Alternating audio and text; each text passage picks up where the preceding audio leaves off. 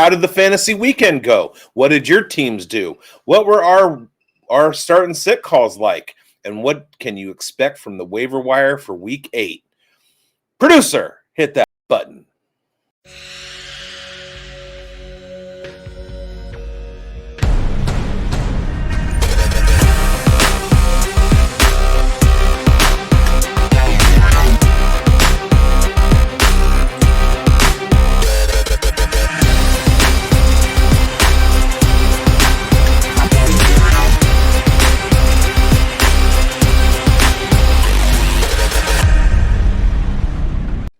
Welcome to the weekend roundup edition of Fantasy Forecast with Grindberg and bigz. He is Grindberg. I am bigz. This is the show that brings you a lot of things, fantasy football, and doesn't talk about the garbage team that didn't get 95 yards and only had 3 first downs to the other team's 30 and got shut out in one of the most historic bad performances of all time. The abomination at Arrowhead is what I like to call it, bigz, and that's why I'm wearing the big LSU L, because Raiders. And you know what's really scary is that after the game, I looked at the schedule for the next 10 weeks. They're not winning another game. They're not going to beat the Browns. They're not going to beat the Eagles. They're not going to beat the Giants. They're not going to win another game for the rest of the year. Yeah. Well, maybe when Brock Bowers is back, you might see a little bit of, brighter days ahead. But who's going to throw him the ball? Mr. Interception Machine, Geno Smith, or Mr. Fumble Machine, Kenny Pickett? I'm playing in a league with a guy. My matchup this week, his quarterback is Josh Allen. It's a super flex league, but for some reason, this guy only has one quarterback that he's starting. And Josh Allen was on a bye. So the only quarterback that he had to throw in there was Kenny Pickett. It is a dynasty league. He played Kenny Pickett on the off chance, the less than 0% chance that Kenny Pickett would get in the game. Kenny Pickett actually got in the game and then lost a fumble. So the guy had negative points from his quarterback. That's an L. He should be wearing your hat, not you. I'm going to send it to him.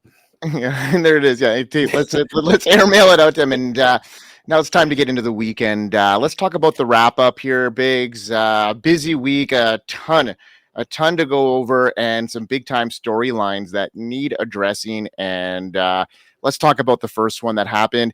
It feels like such a long time ago when you think about it now, but on Thursday night, Joe Flacco comes in and saves Jamar Chase's season, most likely here.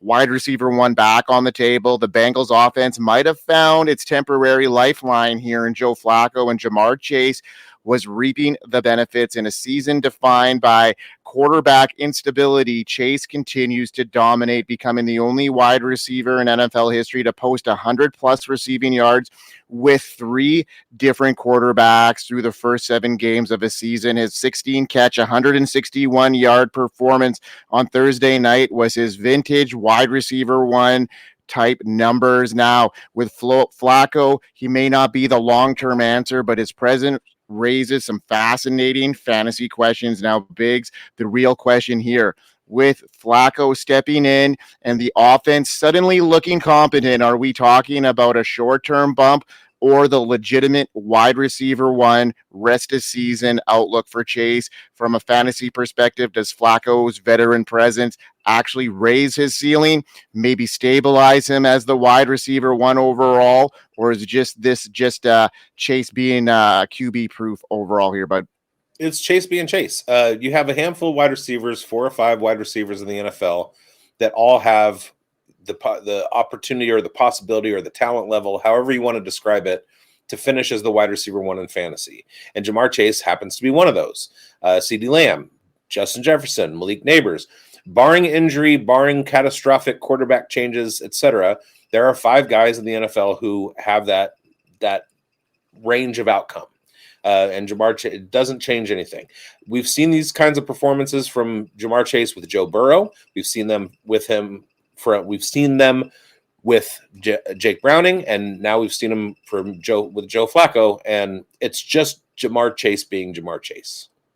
Yeah, and it looks like this Flacco connection could be something that is just going to stabilize things for him for the rest of the year. And I don't see anybody really at this stage being able to put up the same type of condensed targets that he's getting. I mean, Well, 23.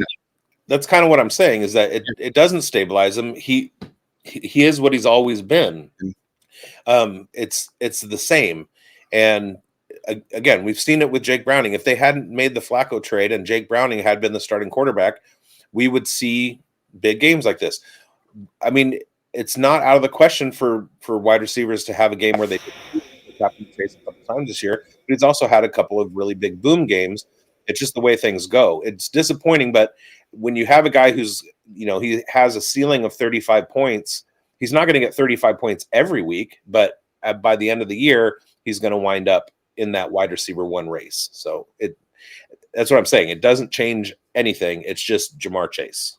You draft him as your wide receiver one. He has weeks like this that win you weeks.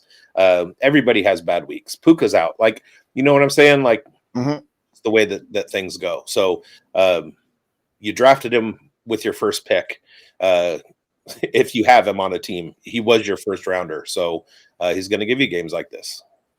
All right, now with our next storyline, move over Tom Brady. Drake Maye is cooking in New England, and there's a new name rewriting the history books, and it's not Tom Brady. It is second-year quarterback here. Drake Maye delivered an absolute masterclass in Week 7, leading the Patriots to their fourth straight win and etching his name into the franchise record books in a 31-13 rout of the Tennessee Titans. Maye completed 21 of 23, a 91% passer rate percentage for 222 yards, 2 touchdowns, breaking Brady's single game completion percentage record of a minimum of 20 attempts. The rookie, this was just flawless football execution, making this. What's that, bud? Efficiency. Yeah, it was great. It was incredible stuff, to be honest. I was really impressed with just the way he was able to command. It was just spreading the ball out. He's tied Tom Brady for some pretty impressive records here, and 2007 mark, 4 straight games of 200 plus passing yards and 135 passer rating. Drake Maye's on pace for that. So bigz. We've been diving into Drake Maye. We've been on that hype train. We've been driving it since last year, especially you. It feels like the rest of the world is finally catching up. This kid just broke Tom Brady's record and looks completely unfazed doing it. So let's put our money where our mouth is. Where do you have him ranked rest of season in Dynasty and in redraft? Top 8, top 5? Is he officially tier 1 territory now? No, he's not. He's not tier 1 territory. He's tier 2 territory. He's not a Lamar Jackson. He's not a Josh Allen. He's not going to produce at that level. But he is very, very, very, very, very, very good. I would be comfortable saying top 8. He had a very superlative performance yesterday. Still finishes quarterback 10 after all was said and done. There were a lot of big performances. So we can expect that consistency from him. He's going to be right around the 20 to 23 point a week area with some spikes. And he's just a very efficient quarterback. And we knew that. We knew that he has the rushing upside. We knew that he's good with the ball in his hands. So, yeah, I think top 8 is a good ceiling for him. Again, he finishes QB 10 yesterday, even after that performance. So, that's top 8. Yeah, I agree with that 100%. I think he's got that rushing upside that brings him always in that conversation. I don't see him just the way that offense is constructed. Really, he's not going to be throwing for 4 touchdowns a game, so he's not going to be putting up the Josh Allen, Lamar Jackson numbers. But he's going to have that steady floor every week. A guy that you could, plug and play, and he could be earning himself as becoming, one of those, faces of the league here. He's just, he's got that dynamic and, the leading that Patriots offense, looking like a sharp guy doing it too. So excited to see where his future brings. And you heard it here first 2 years ago, Drake Maye. imagine what Derek Carr could have done in the Josh McDaniels offense if he wasn't if he just kept his mouth shut. There you go. And did what he was told. Yep. There you have it. All right. What's our next one? Let's talk about Justin Fields, the benching. Are we hitting the fantasy panic button right now? The wheels are officially falling off in New York, and what was supposed to be a soft matchup against a bottom-tier Panthers offense, Justin Fields was benched at halftime after another sluggish performance. 6 for 12 for just 46 yards, no touchdowns. The Jets offense failed to find the end zone for the second straight week, and Fields was once again under siege behind a shaky offensive line. Tyrod Taylor took over and didn't offer much more, throwing 2 picks and taking 3 sacks. Fantasy managers, this might be the breaking point.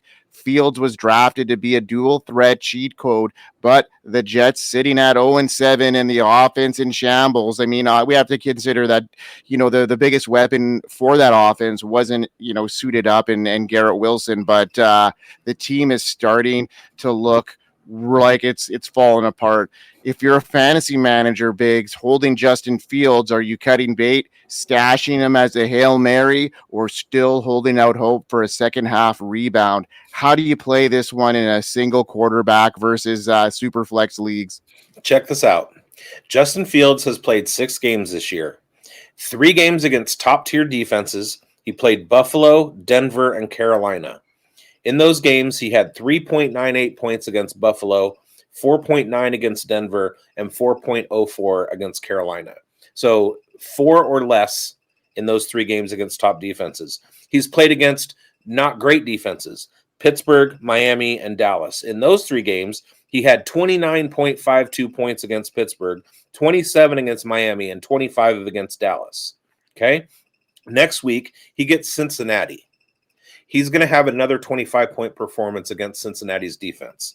He gets a bye, then he gets Cleveland. That's not going to be a good week. Then he gets New England. He gets Baltimore, which should be okay. It's a good matchup for him. Atlanta. But then in the fantasy playoffs, week 14, 15, 16, he plays Miami again, Jacksonville, and New Orleans. All of those are terrible defenses. So he's not a plug-and-play, set-it-and-forget-it quarterback. He's a matchup guy.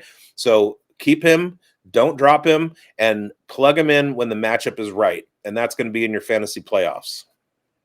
And so you think he's going to hold on to that job for the rest of the year? There's no point of them putting in Tyrod Taylor for any sort of yeah. They're 0-7. It's not like they're playing for anything at this point. So, why rock the boat? Just, proceed as is. Yeah, and then for next year, we'll have to retool and reshape and see what happens. And another situation here, which we're hitting the panic button here, and there's a lot of panic going around this rookie, and the leash is starting to fray. Cam Ward's Week 7 showing wasn't just rough. It was a flash red warning light for the Titans offense and fantasy managers alike. He entered the week already leading the league in sacks and fumbles, and then added 5 more sacks, another pick, and his 5th lost fumble of the season in a 31-13 loss to the Patriots. That critical third quarter turnover was gift wrapped, a Patriots touchdown. It summed up his year so far. Flashes of promise drowned by costly mistakes. His mechanics break down under pressure, and behind a porous offensive line, he looks every bit like a rookie still learning how to survive in this NFL. From a fantasy perspective, the panic meter, it's climbing up.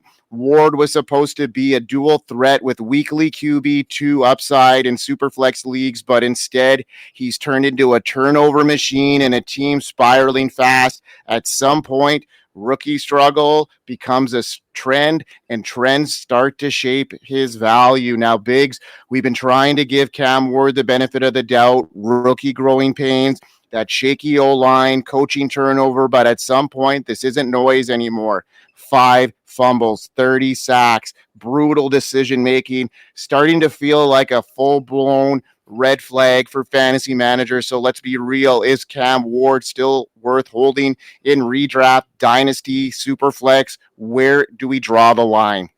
Well, first of all, who's this we? I was never in on Cam Ward, and just watching the tape, I tried to tell everybody he's not good at decision making. He tries to throw the ball across his body, across the field, make the long throws in the middle of the field.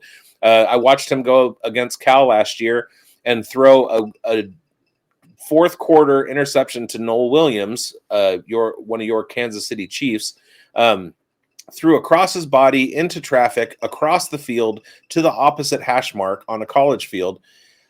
It was just a terrible, terrible decision. And at that point, I was like, this guy is not disciplined. I tried to tell everybody that Jackson Dart was the QB1 of this class.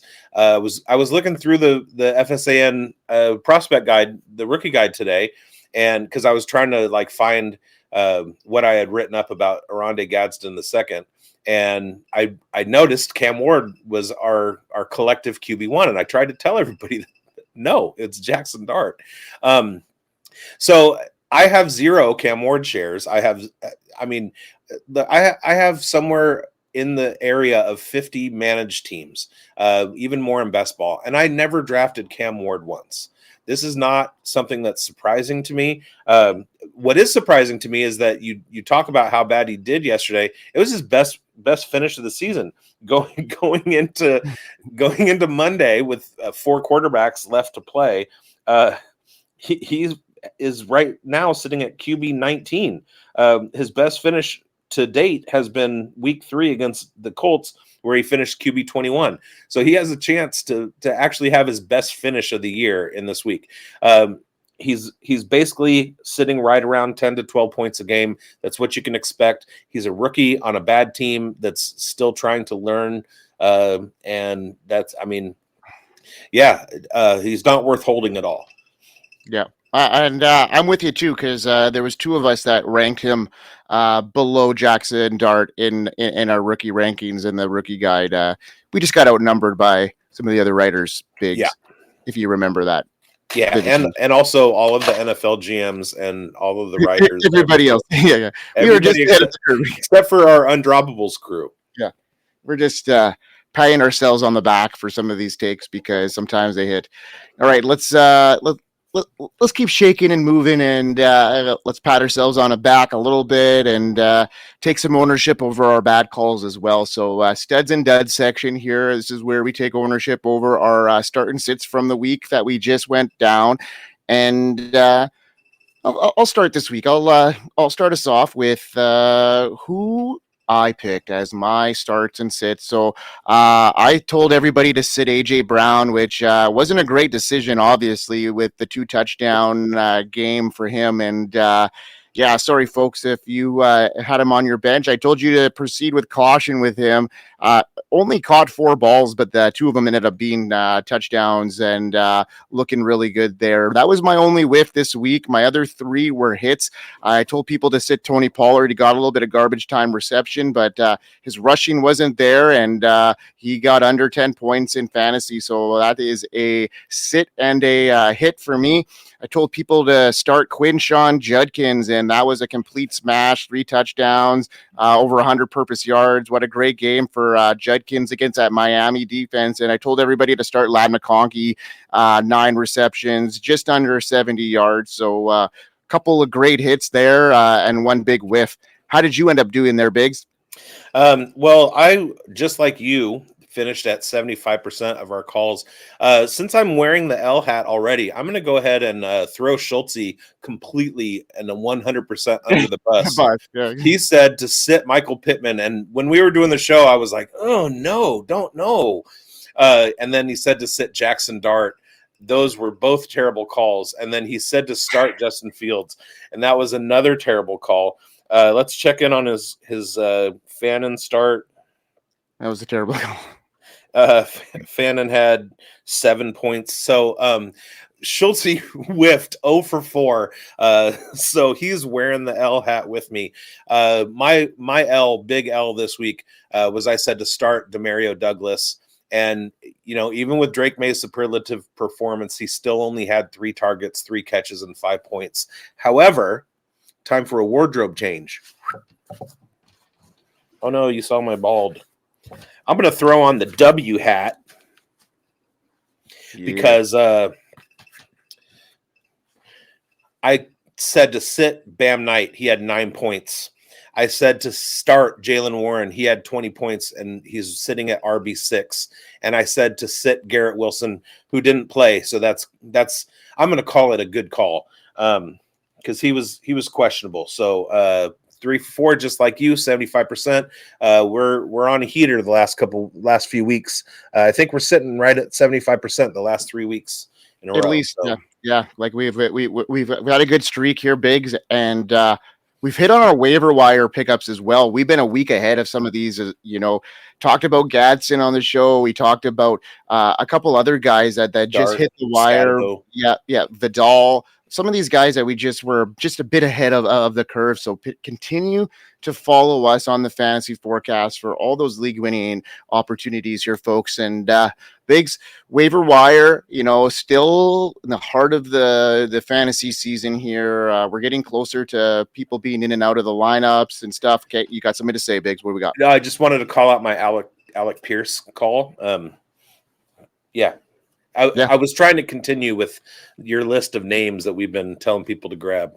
Yeah, absolutely.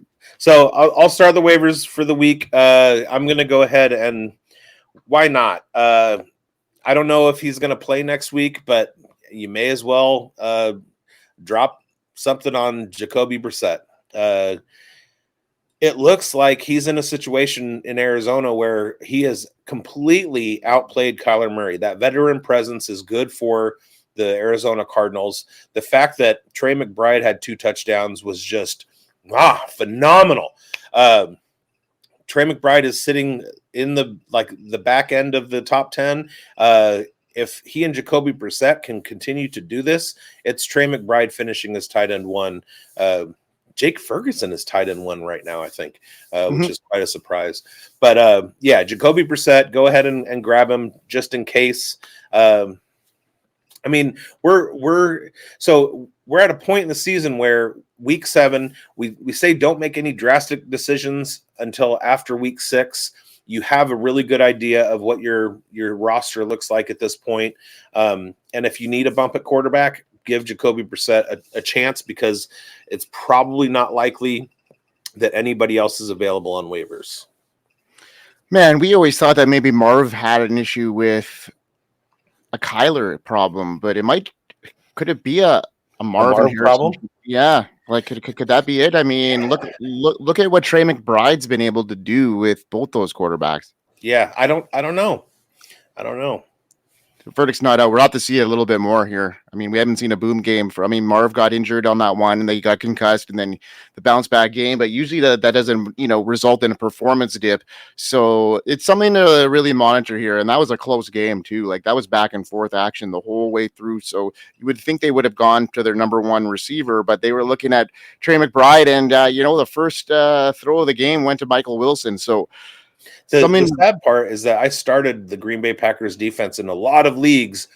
For some reason this year, I haven't been streaming. I've been loading up on defenses. So I have a lot of teams with the Broncos, Packers, and somebody else. And I started the Packers defense over the Broncos defense this week thinking, well, they're playing Jacoby Brissett and the Falcons. They're going to have a good week. They were all right. Yeah. Brissett torched them. He did torch him. Exactly. It just it just seems that, these veteran quarterbacks, they just seem like they're lifelines. It just seems like it is just like the story of this year. We got Joe Flacco, Aaron Rodgers, Brissett, Matthew Stafford. All this time. Yeah. It goes back to like Rich Gannon after 8 years bouncing around the NFL, and he goes to the Raiders and takes them to a Super Bowl, and could have taken them to 3 if it wasn't for refs and Tony Siragusa. So, it's like we've seen this in play before. Even Jordan Love, like he sat the bench for a little while, came out. Like it takes experience in the NFL. If Cam Ward wasn't the 101, if Cam Ward was drafted in the 3rd round and carried a clipboard for 3 or 4 years before he made his debut, he would most likely be performing better in his debut than he is as, a rookie. It's just like, that's just the way it is. So, but those cagey veterans, they'll do it to you. Yeah. All right. I'm going to get into my spotlight of the week, and that is the tight end here for you folks. So I'll play my.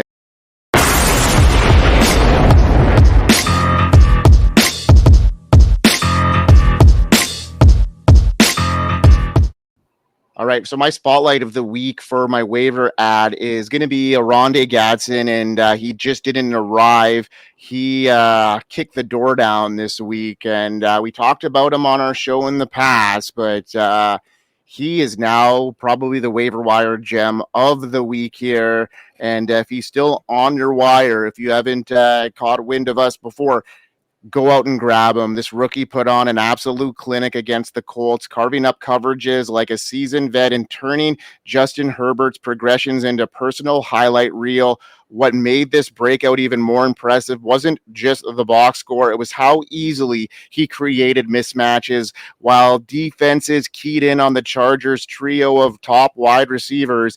Gadson feasted on the linebackers and the safeties who simply couldn't keep up with his size and speed combination.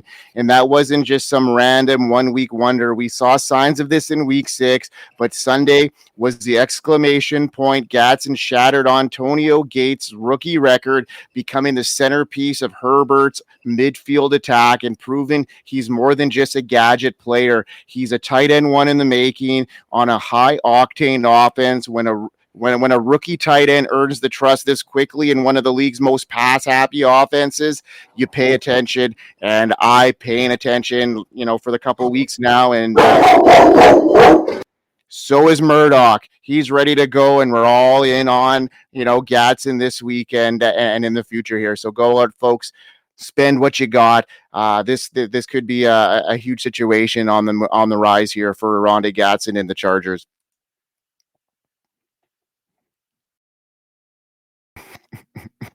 All right, I'm going to continue. He's still going. So I went ahead and clipped this because I was in a group chat talking to some friends. This is what I wrote for our rookie guide. Ranked around tight end 6, Gadsden offers tremendous upside and is a steal at his current draft position, with some analysts, including myself, ranking him as tight end 2 of this rookie class. Somebody was in on Gadsden early. And there you have it. All right. So my wide receiver that I'm going to say go add is Marvin Mims. I'm not going to go out and say that he's going to consistently perform at a 20-point-a-week level. However, the upside is there. And if the Broncos find themselves in a shootout, he does have the ability to get open down the field, and that just leads to big points. We saw it coming. It's been a few years in the making. Like, we knew from his first couple games that the kid was special, and they just need. We have a thing in the NFL where there are some receivers who are super, super talented, but they're not the straw that stirs the drink for the team. Then you have other teams where their offense is centered around that receiver. Your Justin Jefferson, your Jamar Chase. Marvin Mims is not that guy, but he does have the ability to give you spike weeks like that. He's excellent in best ball. He's a fantastic best ball pick, but he's available in almost 70% of leagues, or a little over 70% of leagues on ESPN. Go grab him, find a good matchup, throw him in there, and you got a spike week. And he's a good guy. There you go, Marvin Mims. Let's keep it up. We talked about him for a while on the show in the past, and he's a guy that, like you bigz mentioned, is going to maybe not be a weekly starter, but he's going to have those spike weeks. And with the way this offense is rolling right now, he could be a cornerstone of that piece here moving forward. We should change the name of the show to the Pat Ourselves on the Back show, because it seems like we do that a lot. Yeah, well,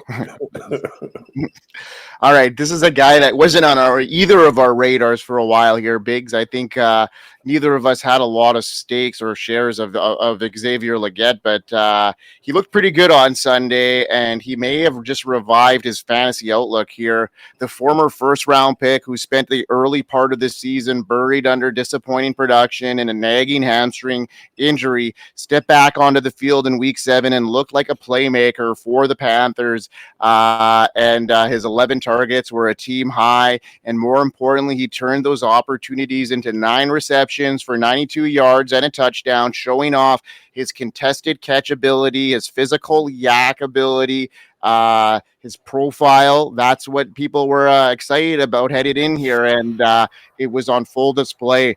Bryce Young looked at him early and often, and then Andy Dalton took over and did so as well. So looking at 82% route participation, averaging 2.71 yards per route run over the last 2 games. That's a top 15 among wide receivers. So a guy to keep your eye on when they pop at this stage of the season. Could be a flash in the pan, but it could be a pattern happening here, folks. And, definitely worth a stab in the dark here and see if we can get something more than just a flash in the pan here, Big. Yeah, the only thing that I'm wary of is Jalen Coker coming back. Yeah. He only had 2 targets, 0 catches, but obviously it was limited time. And if you have Rico Dowdle and Chuba Hubbard that you're splitting carries with, you're going to control the clock a little bit more. You're going to be in fewer 3rd and long situations. You're going to have to pass the ball less. So I see targets going down in Carolina, and Jalen Coker's coming back. He should be full strength in the next week or 2. That's the only thing. But they can share targets with Teteroa McMillan. That's it's going to become a muddled offense. But there has been a high talent ceiling with Legette that we've seen for a while. So bigz, let's get into your spotlight. And I almost had him on my show sheet before, but we talked about my guy for a bit off and on here as well. So he needs to be mentioned, but hey, Mike, I'm going to roll your video and then you get in. Mike, I'm ready for my close-up. Let's do it.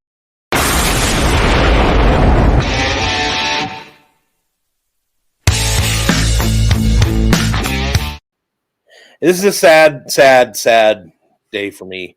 Because I've been waiting on the Roschon Johnson breakout for a long time. Also, Kendre Miller hit the IR again today. But I've been waiting on Roschon Johnson to pop. DeAndre Swift had a pretty good game, but the story of the Chicago Bears versus the New Orleans Saints was Kyle Monangai. He had 81 yards on 13 carries, 6.23 yards per carry. That's pretty good. And he had a touchdown. He also had 3 targets in the passing game, wound up with 17 points as the RB10. He is in the Ben Johnson offense in Chicago. He is an outlet for Caleb Williams. Only good things are on the horizon for Kyle Monangai, so make sure he's your number 1 priority waiver ad this week. There you have it. I like that call, Biggs. I think that offense is starting to turn a different leaf. It looks like they're going to be becoming a little bit more run heavy, with the Swift looking, lights out. He's had the best start to his season of his career. So looking at that offense, and it's retooling. If you look at what Romeo Dunze has done this last 2 games, he's kind of been almost invisible here, and potentially a change of focus here with the weather changing in Chicago and maybe some more focus on some run heavy scripts. So you never know. All right, let's get into my running back. And Biggs mentioned him a couple of weeks ago on the show. We've been talking about him all off season, and now it looks like he is starting to gain some steam, and that is Brashard Smith. And look at what he did when there was a healthy full unit for Andy Reid, and he just might have just forced Andy Reid's hand. The rookie running back from SMU entered week 7 as a depth piece in the Chiefs backfield, but he exited looking like a legitimate factor in one of the NFL's most potent offenses. I know it was against the Raiders, who are struggling right now, but Smith led the Chiefs in total touches with 19, flashing the kind of dual threat ability that we talked about on this show numerous times. that Jerick McKinnon kind of clone role. Now you look at what happened. It's going to be hard for them to defend this situation with Rashee Rice back, the speed of Xavier Worthy. Now you look at Hollywood Brown becoming just a complementary piece. And now you bring in a guy like Brashard Smith, who is looking like a guy that they're going to be able to rely on in the red zone and on third down. Isaiah Pacheco was struggling with efficiency, but he looks like he's gaining his health back and gaining his stride.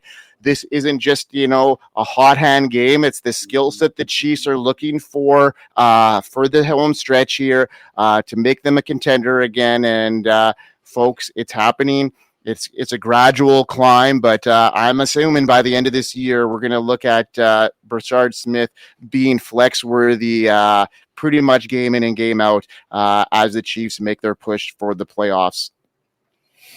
Yeah, he's such a fun guy to watch, and we made the Jerick McKinnon comp quite a bit, and yeah, if he's on your waiver wire, go grab him because I already told you to. What's he doing on your waiver wire? I don't know. What's he doing with fungi? I don't know. A lot of people like fungi. Me too. I just got my passport, Mike. Mm-hmm. I'm coming to Winnipeg. Do it up, and you look like that. That looks. I know it's purple, but it definitely looks like the Winnipeg Blue Bomber logo, which it's a nice W. Navy and gold, like the Cal Bears. There it is. All right, Biggs. What do we got going on this week? Is there football? There is football. Week 8. Do we have shows? We got lots of shows. Yes. Can you keep up? Oh, sorry. Yeah. Points after Thursday night. After the game, join Michael and myself, and we'll give you some early starts and sits calls for your questions and go over the Thursday night game. And then Friday, our starts and sits show will drop. Saturday, our starts show will drop. And then Sunday, 8:30 a.m., breakfast with bigz right before work because I got to open this week. So I'm going to be mixing a breakfast cocktail at 8:30 in the morning and then going to work at 9. So that'll be fun. Also, stay tuned after breakfast with bigz for Spilled Coffee. It's a great show. Go to fantasysportsadvice.com and get your membership if you haven't already. If you're new to the channel, like, subscribe, hit the bell, all that call to action stuff. We're glad that you're here. We'll be giving you fantasy advice throughout the rest of the fantasy season. And then for Dynasty, you can watch our Dynasty Pulse show, and that goes all year long. Fantasy Forecast goes all year long too, but not quite on the track that we are during the season. And watch all the FSAN shows because they're all really great. And be sure to check out our merch shop as well and use code FORECAST15 for your discount. And one last thing, Biggs, like we do every week. We hope you win. We hope you win, folks. We'll see you next time. Peace.